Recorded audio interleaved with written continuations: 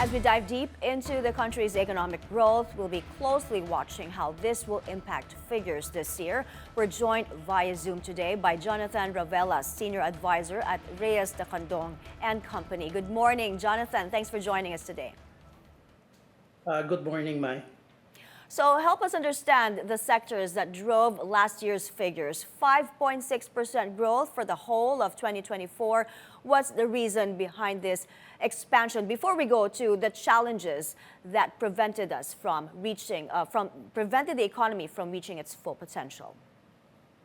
So basically, last year we eventually saw the recovery in government spending. So coming from a 5.9%, 0.6%, it went to as high as 7.2% in terms of government. And investments grew from 5.9% to 7.5%. So this is eventually two of the major drivers from the demand side that eventually brought the economy forward, as well as the improvement in industry and eventually still the very strong services sector. Although the impact was really a bit slower for the services sector.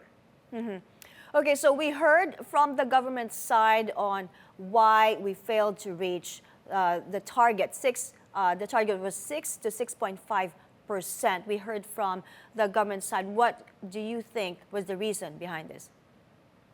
Oh, well, basically, I guess one of them is really the inflation expectations, despite that it has gone towards 2 to 4%, inflation expectations remain on the upside.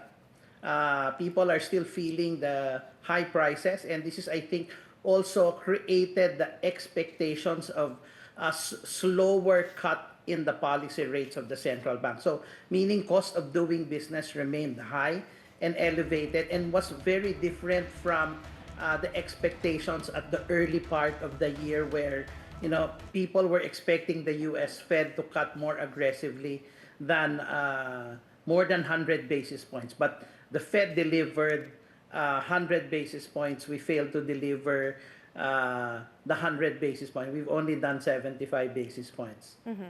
All right, the budget secretary said this still makes the Philippines one of the fastest growing economies in the Asia-Pacific region. Do you think this will hold this year? Well, basically, if we look at the fourth quarter, following Vietnam, yes, we're still the second, but at 5.2%. However, that's actually neck and neck with Indonesia. So if we look at the potential drivers for 2025, you have just infrastructure spending. Hopefully, we're expecting recovery of the consumer sector. Hopefully, we'll be able to trump inflation. But again, that remains a challenge in the near term.